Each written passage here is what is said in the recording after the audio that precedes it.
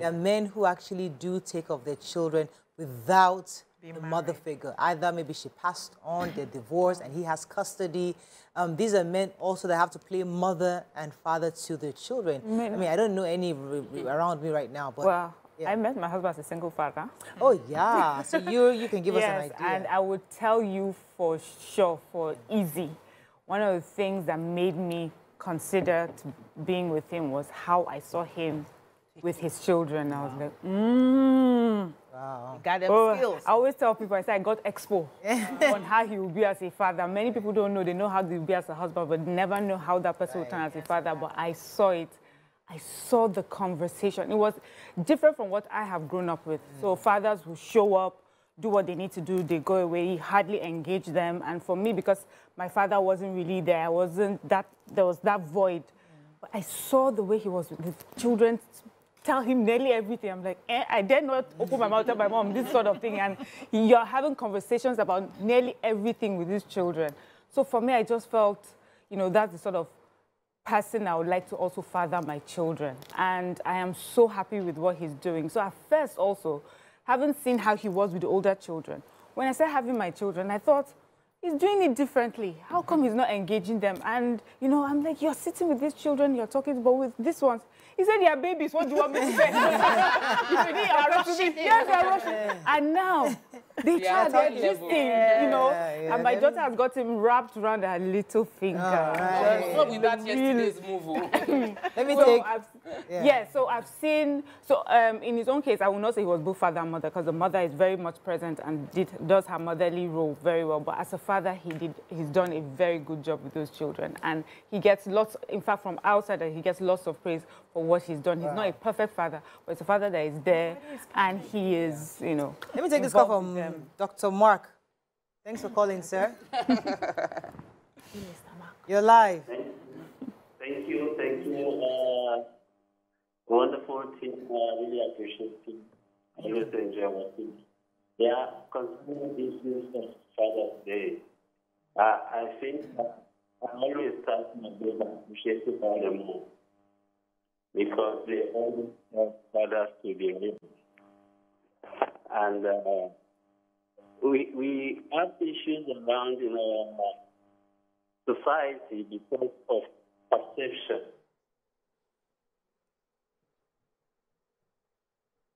Dr. Mark? Oh, we lost him. He was talking about society expects perfection from men, or something like that. I didn't hear it. So there's a...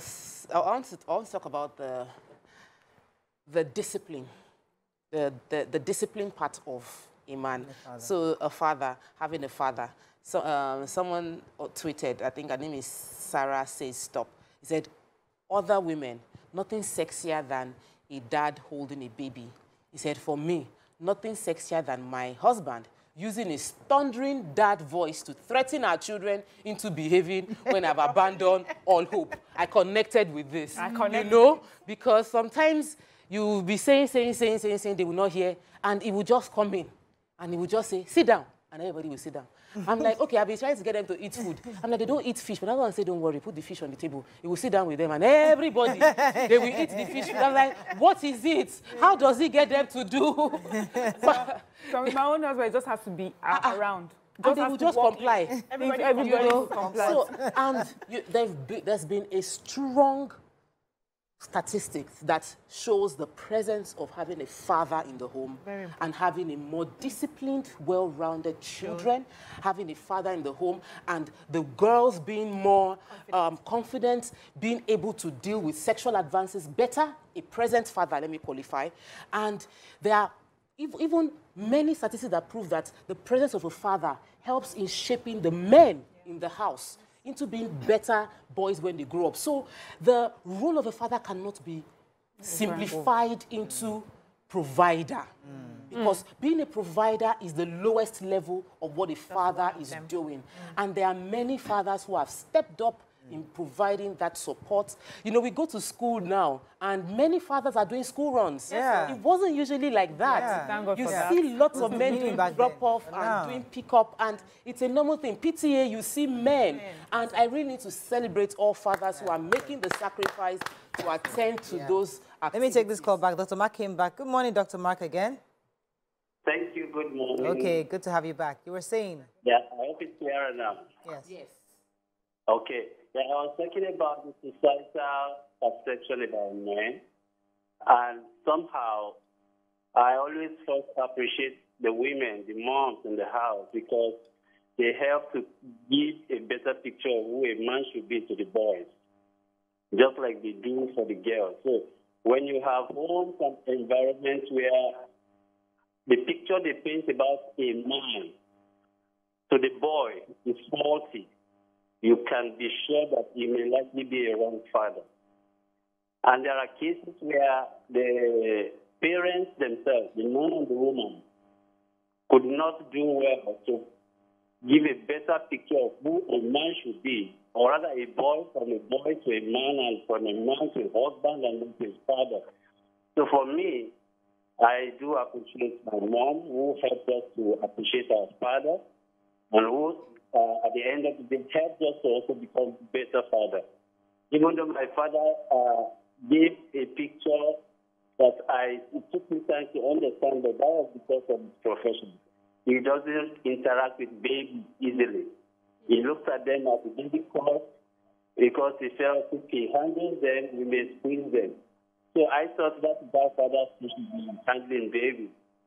It took me time to overcome that. I'm just trying to say there are perceptions that fly around our society. Right. Thank you very much, Dr. Let's Mark. just talk about this baby thing, because honestly, I think in the first, I don't remember anymore, because I've not had babies in the past 7 years. But my husband was a diaper changing pro. Wow. As in, I think by about 6 to 2 months was already bathing. We could bathe the kids. Wow. I would just, he would handle them.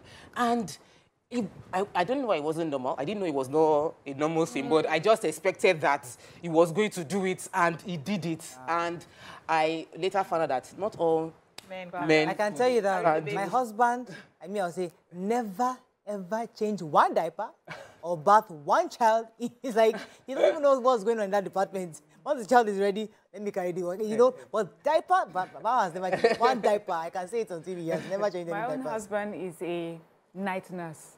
At night, when you need to sleep, he's sure that he's up. Oh, wow. Holding that baby so that you can sleep until you wake up. You guys have amazing experiences. My husband went to the guest room. so that you can take care of the baby. And he carried to the guest room. But so we have different experiences. Yes, we do. And it's okay for the experiences to be different, so that people don't sit down back home and then they are looking at the man that you cannot even do diaper, you cannot even carry the baby, you know. We all came from different backgrounds. Right. It's okay to also have different experiences and different expectations. And I believe that a great father, one of the things you do is to create your own culture, to identify what you want for your family. And that's why you must, first of all, have a vision for what you want for that family. Then create the culture that works with your strengths. So it amplifies your strengths. You know what you are supposed to be doing, and you show up and do it, even in the little ways. So if Tokpe's husband cleans diaper and you can cook, it's not a big deal. You can do the one you can do. If you cannot even do any one, and you are not that type, like my husband cannot cook,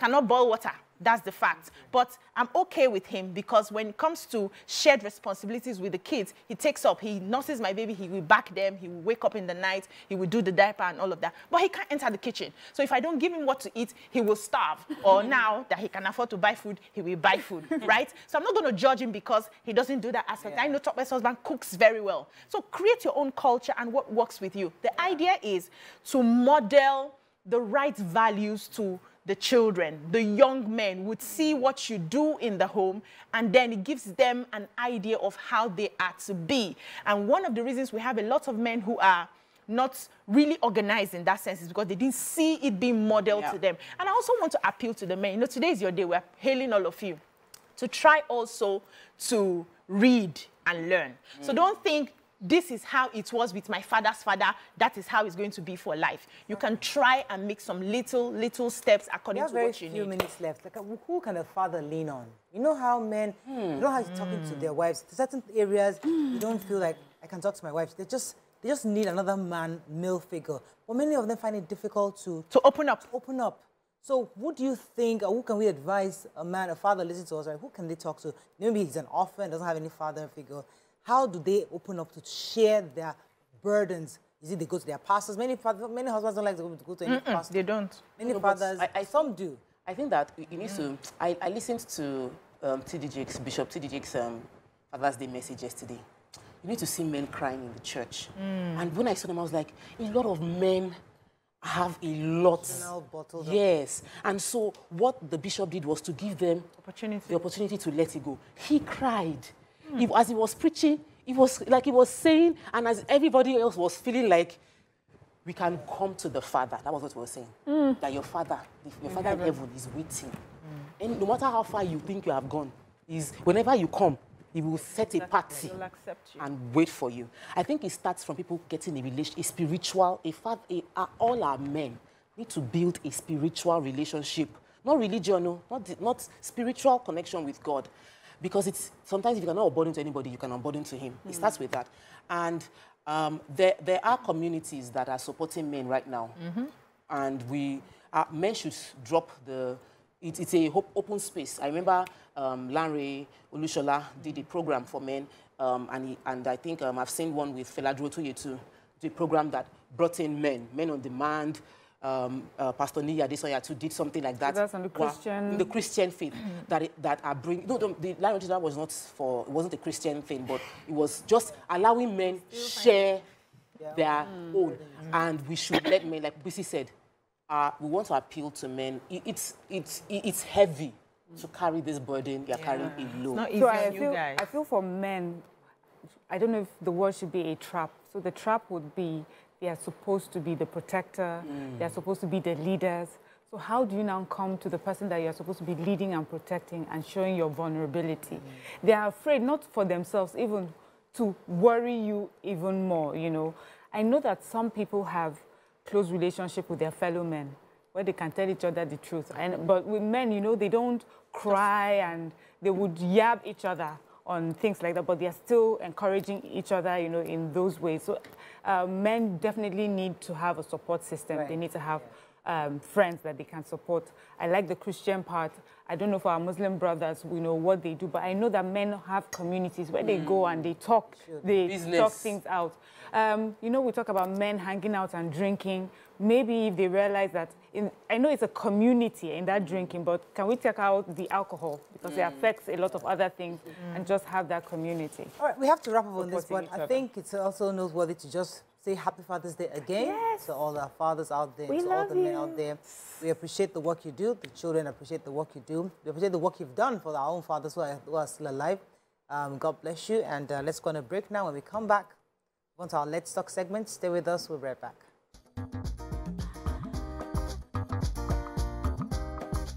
Stay tuned. Your View will be right back.